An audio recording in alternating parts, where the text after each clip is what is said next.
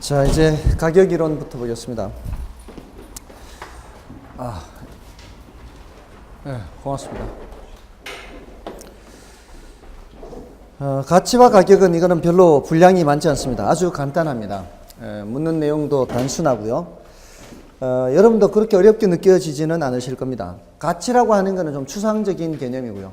보통 우리 어떤 물건의 가치 하면은 딱 집어서 얘기하기가 어렵죠. 근데 이제 가격 하면 가격이 얼마다 그러면 좀 와닿잖아요. 그래서 가치는 좀 추상적이고 가격은 구체적이다. 이렇게 구별을 할 수가 있고요.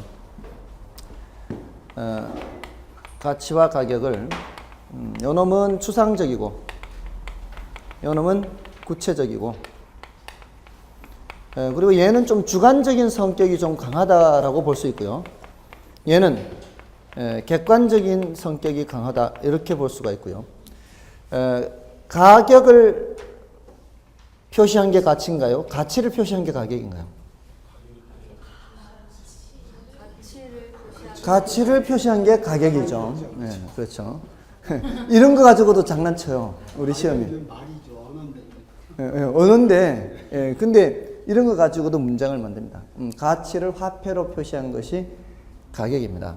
그리고 가치라고 하는 건, 자, 요거는 조금 이제 어려울 수 있어요. 가치는 장래 기대되는 편익의 현재값이라 그래요. 장래 기대되는 편익. 근데 요렇게 가치를 정의하는 것이 부동산이기 때문에 그런 거예요. 부동산은 효용의 지속기간이 긴 물건이거든요. 그러니까 효용의 지속기간이 길기 때문에 올해 편익을 얻고 끝날 물건이 아니에요. 그래서 앞으로 장기에 걸쳐서 얻을 편익, 그 편익은 금전가치 이런 편익도 있고요. 그냥 쾌적 이런 무형의 편익도 포함되는 겁니다. 그래서 장래 기대되는 편익의 현재값 이렇게 표현을 해요. 현재값. 장래 기대되는 편익의 현재값. 근데 얘는 실제로 지불된 값이라고 해서요. 과거값이라고 많이 비교를 해요. 이렇게 대칭적으로. 그리고 이 가치는 가격 플러스 마이너스 오차가 나타날 수 있다 그래요. 가격 플러스 마이너스 오차. 근데 이런 오차는 단기적인 현상이고요. 장기적으로는 어떻게 된다? 일치하게 된다. 장기적으로. 장기적으로는 가치와 가격이 일치한다. 이렇게 표현합니다. 그리고 일정 시점에 가치는 여러 가지요. 이게 일정 시점에 가치는 여러 가지. 근데 가격은 오직 하나만 있다. 이렇게 비교를 합니다. 제가 이 가치 할 때마다 제 자동차를 얘기하는데 혹시 기억하시나요? 그때 무슨 가치를 얘기하나요? 제가 말씀드린 제 자동차에 무슨 가치를 말씀드리려고 주관적 가치를 얘기하려고 예를 들잖아요. 주관적 가치 중에 무슨 가치? 그게 사용가치예요. 사용가치. 사용가치. 그러니까 그 사용하는 사람이 주관적으로 느끼는 가치를 사용가치라고 하거든요. 사실은 지금 오늘 제가 자동차를 가지고 왔는데 지금 현재 29만 9,993이에요. 지금 7km 남았어요. 29만 9,993km. 지금 7km 더 타면 이제 30만을 찍어요. 만 15년 됐어요. 다음 달이면 만 15년이고 지금 딱 7km 남았는데 오늘 오면서 이게 원래는 30만원 여기 오면 딱 찍어야 되거든요, 원래. 근데 제 매다기가 고장났다 그랬잖아요. 매다기가 고장이 나서 지금 덜 간 거예요, 지금. 매다기가 고장나서 덜 간 거예요. 원래 오늘 집에서 출발할 때 이게 딱 도착하면 30만 딱 찍어야 돼요. 딱 거리를 보니까. 근데 7km 더 가야 이제 7km 덜 간 거죠, 이제 매다기가. 자, 제가 그 얘기를 왜 하느냐. 아니, 매다기가 무슨 차의 안전하고는 전혀 관계없죠. 혹시 예전에 주택관리사 시험 보셨으면은 거기 시설 결혼 이런 거 공부하시지 않았었나요? 있었죠. 그런 거 공부하시다 보면 왜 양수기, 계량기 돌아가고 하는 거 있지 않습니까? 그런 것도 이게 톱니바퀴가 이렇게 올라가서 이렇게 가는 거잖아요. 그런 것도 오래되면 이게 잘 안 돈대요. 그래가지고 쓴 만큼 안 올라간대. 오래되면은. 그런 거하고 비슷한 거죠. 오래되니까 이제 안 올라가는 거죠, 이게. 그거하고 비슷한 거요. 계량기 괜히 바꿨죠. 계량기 바꾸지 마. 그거는. 바꾸지 말고. 어쨌든 제가 그 말씀을 왜 드린가 하면은 제가 관리를 진짜 잘하는 편이거든요. 그래서 엔진 오일 제때 잘 갈고 뭐 문제 있으면 바로바로 가는 편인데 지금 제 차가 가스차예요. 가스차인데 리터당 10km 나오거든요. 예? 제가 이거 4주 전에 넣었어요. 오늘이 4주 전에 넣었는데 4주 전에 넣을 당시에 39리터 들어갔어요. 제가 그거를 4번 타고 넣거든요. 여기 왔다 갔다 왕복하면 100km예요. 왕복하면 100km니까 400km 탄 거 아니에요. 400km 탔는데 39리터 넣었다고요. 그러니까 리터당 10km 간다고요. 괜찮죠? 가스차인데 리터당 10km 나오면 이거는 엄청 잘 타는 거예요. 예. 대신 제 뒤따라 오는 차는 속 터질 때도 있어요. 출발할 때 서서히 출발하거든. 연비 잘 나오게 하려고. 그리고 저 앞에 안전거리를 충분히 두고 저 앞에서 불이 바뀌면은 처음부터 여기서부터 엑셀을 넣는 거죠. 굴러가는 이유로 브레이크를 안 밟는 거죠. 브레이크를. 그러다가 이제 불이 바뀌면 그때 사이에 다시 엑셀 밟고 이렇게. 좀 과장해서 드린 말씀이지만 하여간 좀 이렇게 천천히 운전하는 편이에요. 그렇다고 제가 속도를 안 내는 건 아니에요. 갑작스럽게 속도를 내거나 갑작스럽게 멈추지 않고 안전거리를 많이 둔다는 얘기지 달릴 때는 또 120, 30 달립니다. 달릴 때는 달려요. 자, 어쨌든 성능 괜찮잖아요. 리터당 10km 나오면 가스차 지금 리터당 10km 나오면 괜찮은 거예요, 성능이. 거기에다가 지금 제가 지난 2월 달에는 컴파운드로 팍팍 밀었습니다. 이거 지금 몇 년간 수년간 문콕 테러 있죠, 문콕 테러. 옆에 문이 다 찍혀가지고 잔기스가 엄청 났어요. 이거를 컴파운드로 밀면은 딱 끼거든요. 그러면은 차가 반짝반짝 빛납니다. 컴파운드로 닦으면. 거기에다 본넷 뜨고 양쪽 조수석이고 이 운전석이고 앞 뒷문 다 해서 다 닦았어요. 그랬더니 반짝반짝 빛나요. 자, 성능 괜찮지. 반짝반짝 빛나지. 연비 괜찮지. 아니 이런 차를 어디 가서 200만 원 주고 살 수 있을 것 같아요? 못 삽니다. 이런 차를 시장에 내놓으면 사람들이 살라 그럴까요? 안 산단 말이에요. 시장 가치는 제로다 이 말이에요. 제가 지금 드리려고 하는 말씀이 시장 가치는 현재 시점에 일정 시점에 여러 가지라고. 시장 가치는 제로인데 저의 주관적인 사용 가치는 200만 원 줘도 안 판다고요. 왜 200만 원 주면은 이런 차 못 산다니까. 안 그렇습니까? 그리고 보험사에서는 이걸 제로로 잡을까요? 보험사에서는 천만에 제로로 안 잡습니다. 100몇십만 원 잡아요. 걔네들 보험료 받으려면 100몇십만 원 잡아요. 이거를 보험 가치를. 그러니까 일정 시점에 가치라고 하는 거는 여러 가지가 있다면 여러 가지. 보험 가치, 사용 가치, 시장 가치. 이런 여러 가지 가치 개념이 있는데 가격은 오직 몇 개밖에 없다고요. 하나밖에 없다고요. 이제 앞으로 제 자동차 하면은 이제 사용 가치 생각하면 된다고요. 사용 가치는 200. 200 주면 좀 생각해 보겠습니다. 혹시 사실 분 안 계십니까? 저기 200 나왔습니다. 200. 더 없습니까? 자, 어쨌든 그 얘기 하려고 하는 그 얘기. 제 자동차만 하면은 무슨 가치? 사용 가치, 주관 가치, 객관 가치. 주관 가치. 시장 가치는 객관 가치. 됐습니까? 그 이야기 하려고 하는 거예요. 자, 다른 건 됐고요. 그 정도 비교하면 됩니다. 우리 교재에서도 581쪽에 여러 가지 가치 다원적 개념이 있죠. 제가 말씀드린 사용 가치나 뭐 시장 가치 이런 거 말고도 보험 가치 말고도 뭐 공익 가치, 장부 가치 여러 가지 가치가 있는데 그 중에서 교환 가치는 객관적 가치입니다. 교환 가치, 여러 가지 가치 개념 중에서. 근데 1번, 3번은 주관적 가치예요. 사용 가치도 주관적 가치, 투자 가치도 주관적 가치. 같은 의미는 아니에요. 사용 가치와 투자 가치가 같은 의미는 아닙니다. 같은 의미는 아닌데 모두 다 주관적 가치라는 거고요. 나머지는 됐습니다. 다음에 밑에 부동산 가격의 특징에서는 괄호 1번과 괄호 2번을 좀 더 주의해서 봐주십시오.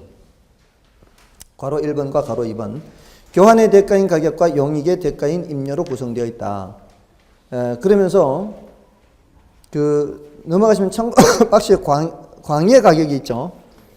광의 가격. 원래 가격은 대표 용어고요. 가격은 대표 용어고요. 특별한 시장에서는 가격을 달리 부른다고 몇 번 말씀드린 적이 있을 거예요. 우리 노동시장에서는 가격을 뭐라고 해요? 노동시장에서는 가격을 임금이라 하고요. 토지 사용 대가를 지불하는 그런 시장은 지대라 그래요. 지대. 자금 시장에서는 가격을 이자율이라고 합니다. 그죠? 또 임대 시장에서는 임대료라고 하죠. 이게 다 가격입니다. 가격이에요, 다. 됐나요? 근데 외환 시장에서는 환율이라 그러죠. 이 5개는 가격이라는 말이 아니지만 가격입니다. 근데 얘는 우리 시험에 뭐 나올 일이 거의 없고요. 얘네들은 나오죠. 다 가격이에요. 언제 나옵니까, 얘네들이? 생산 요소 가격이 나옵니다. 얘네들이 생산 요소 가격입니다. 다 수요 공급에서. 임대료는 임대료 자체가 가격이고요. 이거는 좀 이렇게 봐두시고요. 그러니까 저게 이제 광의 가격 하면 다 포함하는 거고, 광의 가격 하면 다 포함하는 거고, 협의의 가격 하면은 매매 시장에서의 가격을 협의의 가격이라 그래요. 아셨죠? 매매 시장에서의 가격을 협의의 가격. 자, 됐고요. 나머지 괄호 2번은 요거는 이제 소유권 기타 권리 가격이다. 요거까지는 조금 더 주의를 하시고요. 근데 나머지 것들은 거기 괄호 5번에 뭐 수요자 경쟁 가격 이런 말 있죠. 그게 뭔 뜻인가 하면은 우리 부동산 시장에 수요자들과 공급자들 중에 누가 들락날락 거리기가 더 어려워요? 공급자가 들락날락 거리기가 더 어렵죠. 공급 조절이 잘 안 된단 말이에요. 앞에서도 했어요. 수요 공급 주줄 중에서 공급 조절이 잘 안 돼요. 그럼 누가 왔다 갔다 하기가 쉽다고요? 수요자들이 왔다 갔다 하기가 쉬워요. 그 수요자 경쟁에 의해서 가격이 결정된다. 이런 의미입니다. 그리고 괄호 6번 부동산 가격의 하방 경직성. 요거는 가격이 밑으로는 잘 안 떨어지려고 하는 것을 말해요. 이거는 사실 대부분의 물건들이 그렇습니다. 여러분들 한번 지금까지 한번 살아오시면서 물건 가격이 떨어진 경우도 있었겠지만 대체로는 어떻습니까? 물가가 거의 올라가는 거죠. 대부분은 하방 경직적입니다. 위로는 잘 올라가도. 근데 이제 이거는 여기서 말하는 거는 단기적으로라 할지라도 장기적으로 보면 다 올라가죠, 물가가. 단기적으로라 할지라도 부동산 가격은 잘 안 떨어진다는 겁니다. 다른 거는 잠깐이라도 이렇게 떨어질 수 있지만 그런 의미고요. 나머지 것들은 일단 그 부동산 가격의 이중성, 요거는 수요 공급에 의해서 뭐가 결정되죠? 수요 공급에 의해서 가격이 결정되죠. 또 그 가격이 또 수요 공급에 영향을 미치는 거를 부동산 가격의 이중성 이렇게 얘기합니다. 다음에 시장 가치에서는 괄호 1번 정도 봐주시면 되겠고요. 괄호 2번은 조금 깊게 들어가는 거예요. 뜻 정도만 알아두셔도 되는 거예요. 괄호 1번 시장 가치 정도는 봐두십시오. 됐나요? 다음에 넘어가시면은 부동산 가치 형성 요인과 가치 발생 요인이 있죠. 요거는 그 오른쪽 페이지에 큰 타이틀들이 있죠. 그 큰 타이틀들 위주로 봐주시면 되겠습니다. 예를 들어서 부동산 가치 발생 요인 하는 게 있고요. 이 발생 요인에 영향을 미치는 게 뭐예요? 부동산 가치 형성 요인이에요. 그래서 제가 지난 순환에는 형이 동생한테 영향 미친다 그랬죠. 이렇게 형이 동생한테 영향 미친다. 이렇게도 묻거든요. 가치 형성 요인이 가치 발생 요인한테 영향을 미쳐서 이렇게 해야 옳은 표현인데 가치 발생 요인이 가치 형성 요인한테 영향을 미쳐서 이러면 틀린다고요. 그렇게도 묻는다고요. 지문이. 누구한테? 형이 동생한테. 형성요인이 발생요인한테. 예, 동생 이름은 뭔가 하면은 동생 이름은 효상유예요. 또는 유상유 그래요. 유상유. 형 이름은 일찍이에요.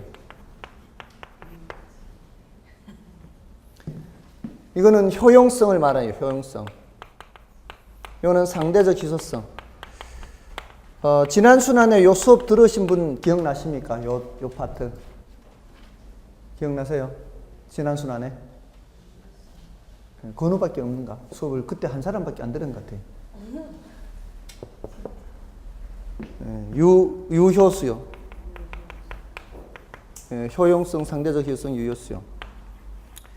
자, 보세요. 이 유용성 또는 효용성이라고 하는 것은 인간의 욕구를 충족시켜주는 능력을 말해요. 재화가 인간의 욕망을 충족시켜주는 거예요. 예를 들어 어떤 물건이든지 유용성이 있다는 것은 사람들이 쓸모 있다 이렇게 생각하는 거예요. 길에 차이는 돌멩이 같은 거 이런 것들은 만족을 주지 못하죠. 그런 건 만족을 주지 못하잖아요.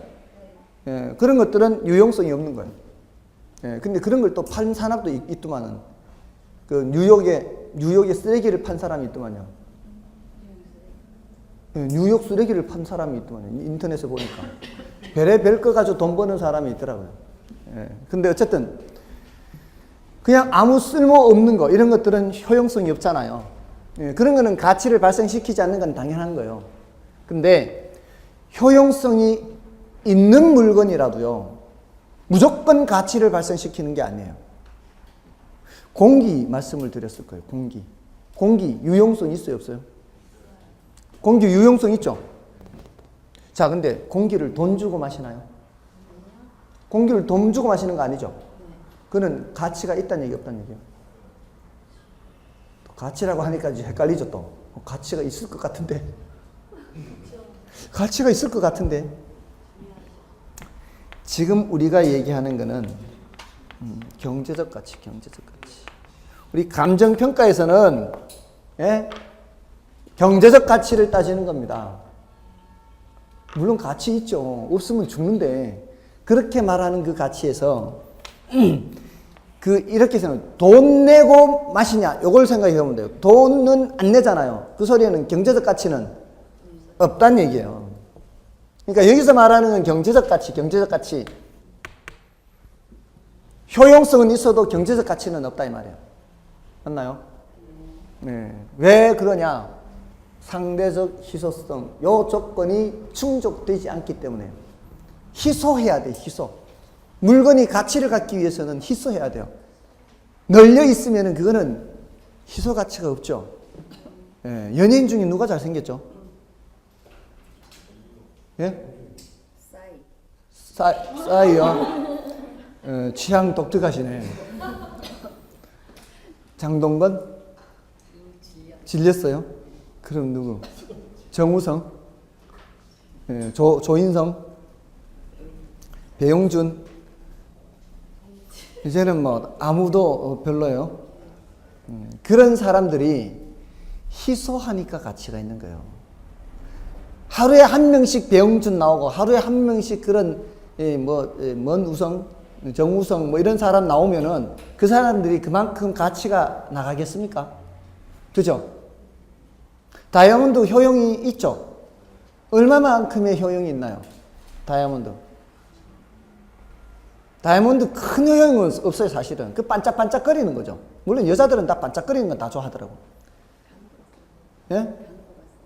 강도가 세서. 그 강도 센 거는 뭐 그거 말고도 많이 있을 수 있어요. 그 반짝거리는 것에서 느끼는 효용 해봐야 얼마 되지 않아요 사실은. 근데 그게 가치가 높은 이유는 희소성 때문에. 그것 때문입니다. 예. 그래서 어떤 물건이 가치를 갖기 위해서는 어느 하나만 있어서 안 돼요. 얘네들이 상호 결합돼야 돼. 뭔 뜻인지 아시겠어요? 이렇게 이제 하나 배우는 거예요. 물건이라는 게 경제적 가치를 갖기 위해서는 어느 하나만 가져서는 안 되고 얘네들이 함께 작용해야 된다는 거예요. 이 돈 주고 살 수 있는 유효 수요가 있어야 돼요. 그러지 않나요? 유효 수요는 구매 의사와 지불 능력이 있어야 되잖아요. 여기에다가 이전성을 추가로 드는 학자도 있어요. 이전성. 예, 이게 부동산에서는 이제 권리의 이전성을 말하는데요. 권리의 이전성. 이런 것들이 같이 발생 요인이고 여기에 영향을 미치는 게 누구라고요?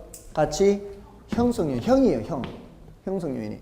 예, 이런 일반 요인이고요. G는 지역 요인, 걔는 개별 요인이에요. 그러니까 아까 여기 제가 왼쪽에 썼던 지역 분석, 개별 분석 있죠. 그 지역 분석, 개별 분석에서 하는 게 바로 이 지역 요인을 분석하고 개별 요인을 분석하는 거예요.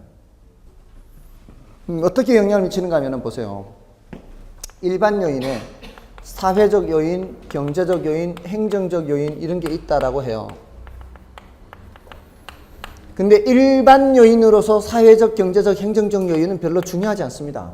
왜냐하면은 자, 이 일반 요인으로서 사회, 경제, 행정은 전반적인 걸 말하거든요. 자, 우리나라 인구 증가하죠. 근데 증가하는 속도가 점점 둔화되고 있죠. 그러면 앞으로 부동산 수요 증가하는 것도 조금 한계는 있을 거다. 이렇게 생각할 수 있잖아요. 그리고 우리나라, 이건 이제 인구라는 거고요. 사회적 요인은. 우리나라 소득 증가하고 있죠. 증가하고 있는데 그 폭이 조금은 줄어들고 있고요. 어쩌면 둔화될 수도 있고요. 자, 이런 걸 보면은 전반적인 거. 우리나라 전반적인 것을 다 따져보는 게 일반 요인이에요. 근데 지금 이 건물을 평가하려고 하는데 우리나라 전반적인 상황이 중요한 거 아니에요. 요 지역이 더 중요하지, 요 지역이. 요 지역의 인구는 다를 수 있죠. 우리나라 인구가 증가가 둔화되는데 요 지역의 인구는 오히려 늘어날 수 있잖아요. 그러니까 지역의 인구, 지역의 소득, 지역의 규제, 무슨 투기지역으로 지정됐냐 안 됐냐, 무슨 뭐 뉴타운으로 지정됐냐 안 됐냐, 지역의 사회, 경제, 행정 요인이 중요하다 이 말이에요. 거기에 따라 이 부동산 가격이 달라질 수 있다는 거예요. 우리는 지금 전반적인 걸 알고 싶은 게 아니라 뭐 하려고 하는 거예요? 지금 이 건물의 평가를 하려고 하는 거예요. 지금 감정평가하는 거예요. 감정평가할 때는 지역의 인구, 지역의 소득, 지역의 행정규제 이런 것들이 더 중요하다고요. 그래서 이런 걸 분석하는 게 지역 분석. 그리고 뭐도 봐야 돼요? 개별 요인도 봐야 되겠죠. 개별 요인도 봐서 각각의 개별 요인에 따라서 얘네들이 달라질 수 있다고요. 효용성, 상대적성, 유효성. 됐나요? 예, 얘네들의 여부에 따라서 특히요. 지역 요인, 개별 요인에 따라서 유용성이 달라지거나 상대적 희소성이 달라지거나 할 수 있다고요. 그래서 얘네들이 여기에 영향 미쳐서 결국 얘네들이 수요 공급에 영향을 미치는 거예요. 결국 수요 공급에 영향을 미쳐서 뭐가 결정되는 거예요? 가격이 결정되는 거예요. 이게. 자, 요렇게 조금 이제 복잡한 절차를 거쳐서 말을 해요. 이 감정평가론에서는. 근데 앞에 우리 수요 공급할 때는 그렇게 하지 않았거든요. 수요 공급할 때는 다이렉트로 갔어요. 인구 증가하는 수요가 어떻게 해요? 증가하잖아요. 바로 왔잖아요. 또 행정 규제가 강화되면은 규제가 강화되는데 그게 예를 들어 건축 규제가 강화된다 이게. 공급 감소로 바로 왔죠 이렇게. 수요 공급에서는 여기서 이렇게 바로 다이렉트로 오거든요. 근데 이제 감정평가에서는 이렇게 이런 요인들 때문에 지역, 개별 이런 요인들이 중요하단 말이에요. 그래서 거쳐서. 됐어요? 이거 사실 저도 공부할 때 이거 너무 힘들었어요. 왜 이딴 소리 할까? 도대체 이해가 안 되는 거예요, 도대체. 지금 늘 하던 거는 소득 수요 증가 이렇게만 하다가 이렇게 오니까 이게 도대체 이해가 안 되는 거예요. 감정평가이기 때문에 그런 거예요. 감정평가이기 때문에. 지금 이 구체적으로 이 물건을 평가해야 되니까. 그죠? 그래서 이렇게 지역 분석하고 개별 분석한단 말이에요. 자, 됐습니다. 자, 나머지는 제가 주로 뭘 위주로 했어요? 더 이상 깊게 잘 안 들어가고 타이틀 위주로만 놀았죠? 네. 기억을 해야 될 건 타이틀을 기억해야 된다 이 말이에요. 자, 그렇게 하시고 넘어가시고요. 다음에 이제 부동산 가격 재원칙이 있어요. 자, 부동산 가격 재원칙은 출제 빈도로 따지면 아까 적어드렸던 4가지 주제 중에서는 제일 많이 출제가 됩니다. 그러니까 넘어가 보실까요? 어떻게 출제되는지. 자, 넘어가 보겠습니다. 좀 기출 문제를 좀 보면은 훨씬 달라 보일 겁니다. 자, 610쪽이 있죠. 610쪽 11번부터 613쪽 17번까지입니다. 7문제죠. 아까 제가 10분의 7 뭐 이렇게 말씀드렸었죠. 7문제입니다. 거기 보시면은 11번을 먼저 볼까요? 이제 순서대로 되어 있는데 11번을 먼저 보시면 동일한 효용을 가진 여러 부동산 중에서 가격이 가장 낮은 것이 선택되고 이 가격이 다른 부동산의 가치 형성에 영향을 미치는 가격 원칙은 이렇게 묻고 있죠. 지금 동일한 효용을 가진 여러 부동산 중에서 가격이 제일 낮은 거라 그랬죠. 동일한 효용을 갖는 게 하나만 있는 게 아니고 여러 부동산이라고 그랬죠. 근데 효용이 동일하다면 여러 부동산 중에서 가격이 가장 낮은 걸 선택하는 게 맞죠. 가격이 똑같다면 그 중에서 효용이 가장 높은 걸 선택해야 되겠죠. 이게 바로 대체 원칙에서 나오는 얘기예요. 대체 가능한 얘기 아니, 지금 동일한 효용이니까. 동일한 효용의 부동산이니까 얘네들은 지금 어떤 상태예요? 대체 가능한 상태죠. 이 대체 가능한 다른 부동산과 상호작용하는 과정에서 가격이 형성되는 거예요. 자, 그럼 얘가 지금 가격이 가장 낮잖아요. 이걸 선택을 했죠. 자, A도 B도 C도 다 효용이 같은데 얘가 가장 가격이 낮아요. 그럼 얘를 선택을 할 거 아니에요. 얘를 선택하면은 다른 것들은 가격이 떨어지게 됩니다. 얘를 선택하려고 하니까. 다들 이걸 선택하려고 하는 과정에서 얘네들 가격은 떨어지겠죠. 다들 이거 선택하면 얘는 가장 낮은 상태였었는데 이걸 자꾸 선택하다 보면 얘는 다시 가격이 올라가게 되면서 얘네들이 비슷해지겠죠. 결국은 대체 가능한 것들은 비슷해진다 이 말이에요. 됐습니까? 이런 식이란 말이에요. 그래서 지금 요거 말고 지금 제가 그 11번부터 17번까지를 다 분석을 했어요. 물론 그 전에 것도 분석을 했죠. 분석을 했는데 뭐를 분석했는가 하면은 자, 다시 가격 재원칙으로 가시면은 그 의의 586쪽에 괄호 2번 보세요. 586쪽에 괄호 2번. 최유효 이용 원칙부터 괄호 3, 괄호 4, 괄호 5, 괄호 6. 지금 괄호 6까지 가고 있죠. 괄호 6까지 가고 있는데 괄호 1번 안에는 됐고요. 괄호 2번 안에는 괄호 3번 안에 최유효 이용 원칙의 내부 관련 원칙 하고 있죠. 거기 몇 개가 있습니까? 반괄호 1, 2, 3, 4 4개 있죠. 그 다음에 괄호 4번에 외부 관련 원칙의 소개 몇 개가 있어요? 2개가 있죠. 3개가 있죠. 외부성까지. 모두 7개죠. 그 다음에 토대가 되는 원칙 괄호 5번에는 반괄호 1번, 2번 2개 있죠. 모두 9개입니다. 지금까지. 괄호 6번에 또 몇 개가 있나요? 하나, 둘, 3개 있죠. 12개죠. 거기에다가 최유효 이용 원칙 자체까지 모두 13개입니다. 이 13개를 다 똑같은 강도로 하면은 감당이 안 됩니다. 그래서 이 13개 중에서 그래도 반드시 알아둬야 될 5개를 선별을 했어요. 반드시 알아야 될 5개. 그게 이제 일단은 얘는 이제 뜻만 알아두시고요. 최유효 이용 원칙은 이제 내부 관련 원칙에 반드시 알아야 되는 것. 균형의 원칙이 있고요. 기여의 원칙이 있어요. 그 다음에 외부 관련 원칙에 반드시 알아야 되는 게 적합의 원칙이 있어요. 그 다음에 토대가 되는 원칙에 반드시 알아야 되는 원칙이 변동의 원칙이에요. 그 다음에 기타 원칙에 조금 전에 나왔던 대체 원칙이 있어요.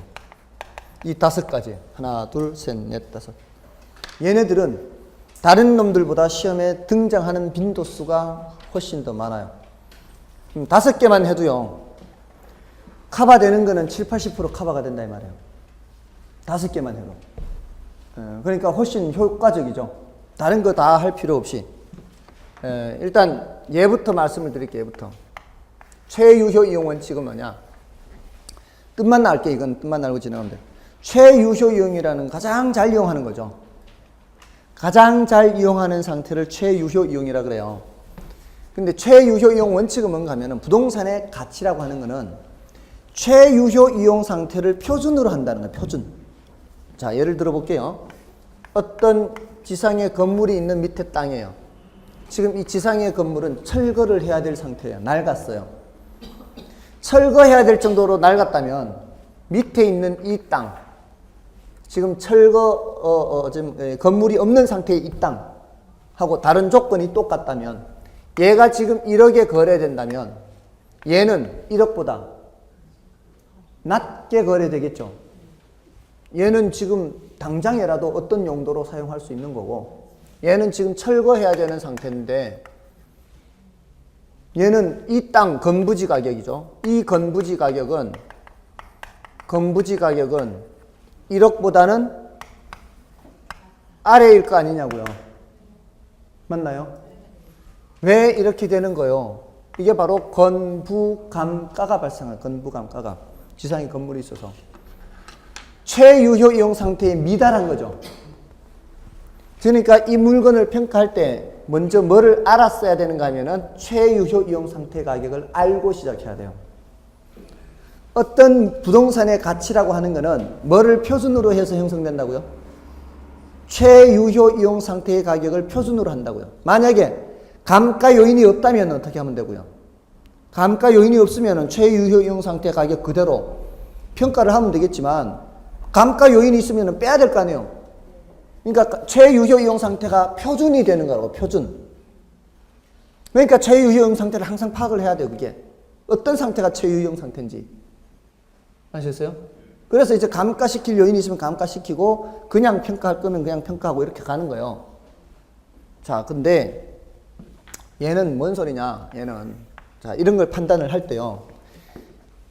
제가 작년에 출강하던 학원은 규모가 이거보다 조금 더 커요. 넓이는 이거하고 비슷한 것 같은데, 위로가 조금 더 있어요. 근데 엘리베이터가 몇 개인지 아세요? 엘리베이터가 6개. 엘리베이터가 6대나 있어요. 규모가 크지 않은 건물에. 그 건물에서는 제가 엘리베이터를 기다린 적이 없어요. 늘 가면 있어요. 그냥 바로 이용할 수 있어요. 지금 6대나 설치했다는 거는 과다 설비죠. 돈은 많이 들었겠죠. 돈 들인 만큼 가치가 나가겠어요. 이거는 최유효 이용이라고 할 수 있나요? 최유효 이용이라고 할 수가 없다고요. 그러면은 들어간 돈만큼의 가치가 안 나가니까 빼야 될 거 아니에요. 빼는 작업 해야지 이제. 그게 바로 균형의 원칙에 어긋난다 이 말이에요. 그게 내부 시설들이 어느 정도는 균형이 맞아야 돼요. 건물의 규모에 따라 엘리베이터의 용량이라든가 대수 이런 것들이 맞아야 되는데 안 맞잖아요. 그러면 투입된 비용만큼의 가치가 안 나가죠. 빼야지. 어떻게 빼야지. 그럼 최유효잉이 아니라고요. 그렇게 해서 빠지는 것을 기능적 감가라 그래. 기능적 감가. 앞으로 이제 균형의 원칙 하면 뭐가 생각나야 되고요?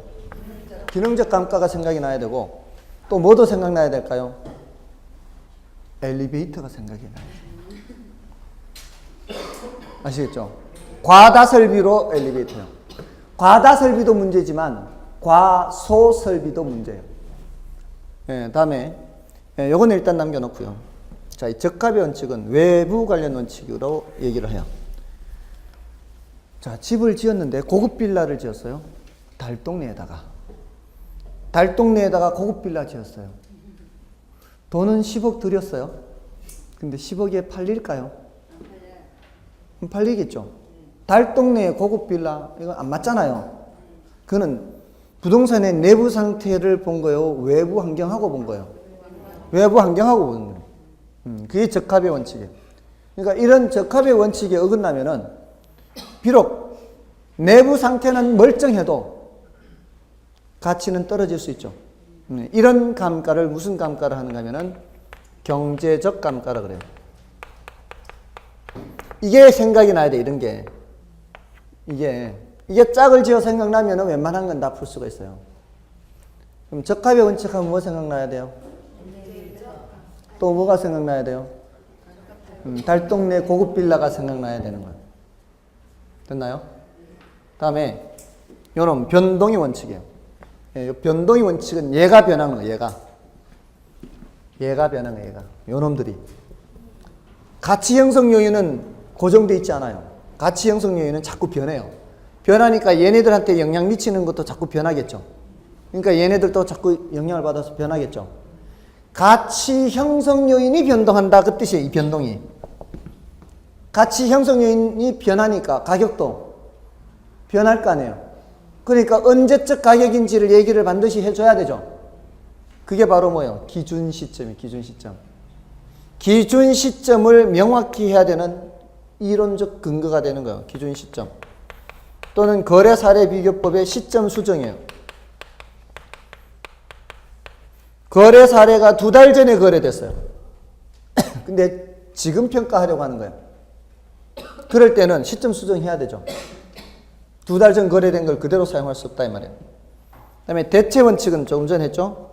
대체 원칙은 부동산의 가치라고 하는 것은 대체 가능한 다른 물건과 상호 작용하는 과정에서 형성된다는 거예요.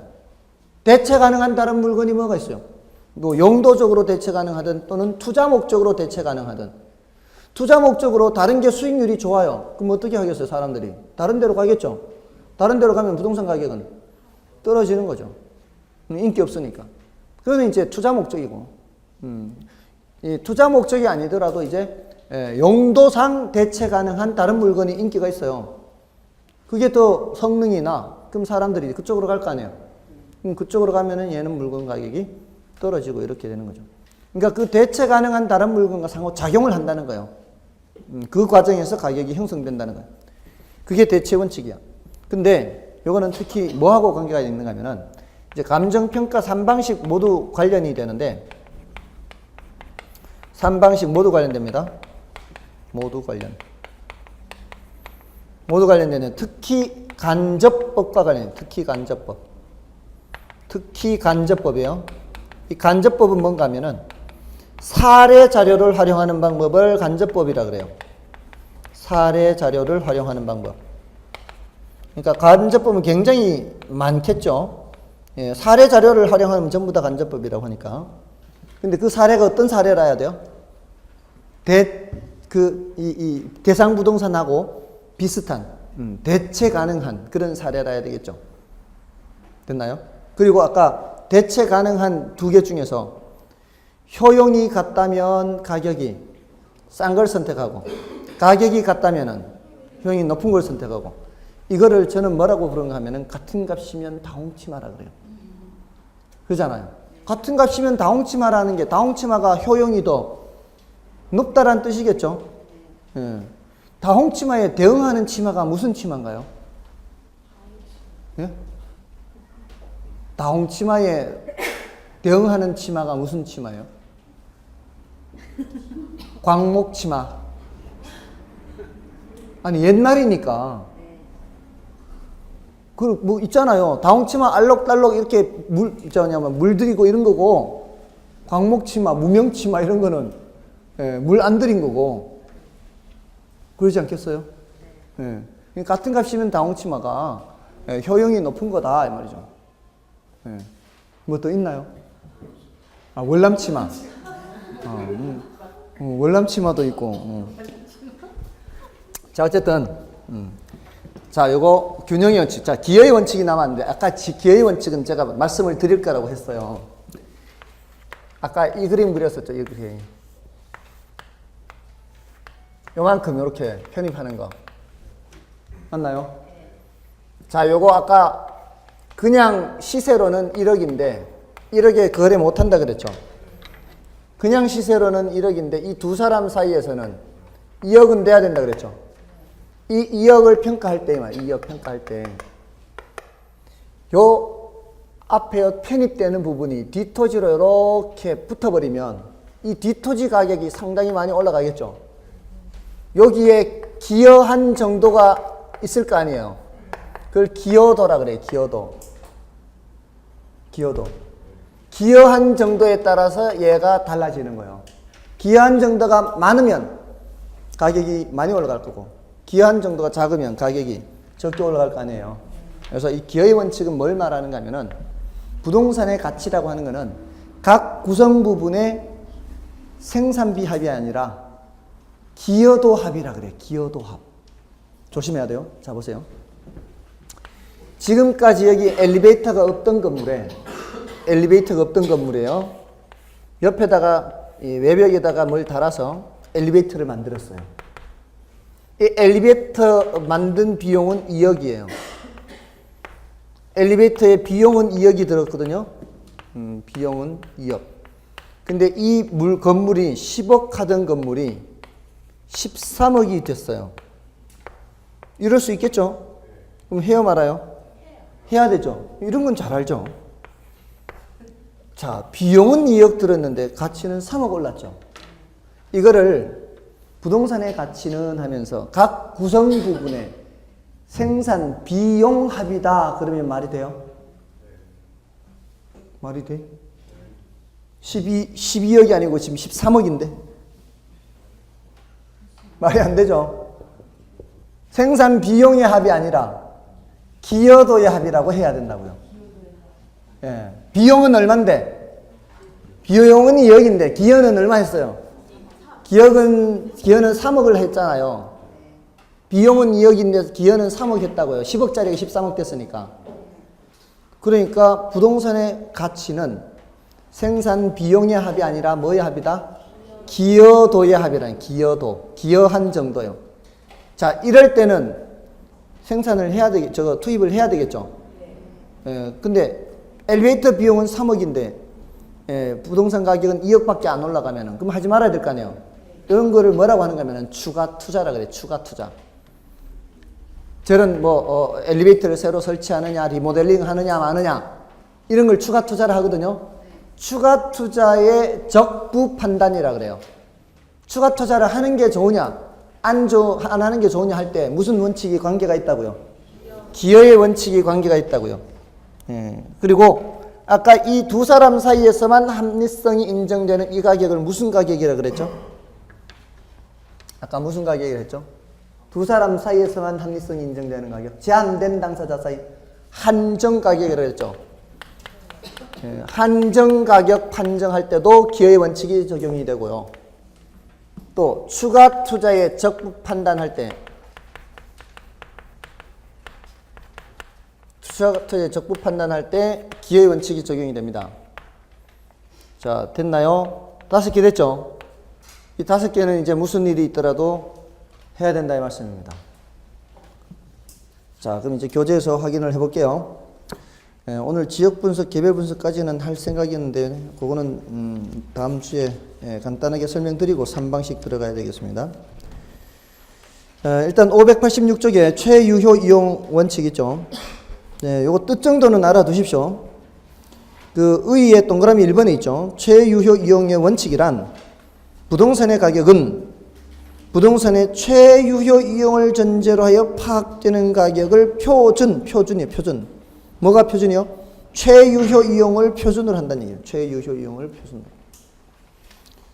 다음에 그 밑에 특수 상황의 최유효 이용 분석 있죠. 단일 이용으로서 최유효 이용, 중도적 이용으로 최유효 이용. 요거는 참고로 보시면 돼요. 어려운 게 많아요. 그러니까 어렵다 싶으면 그냥 지나가도 관계없습니다. 다음에 괄호 3번의 균형의 원칙 보십시오. 자, 의에 뭐라고 되어 있어요?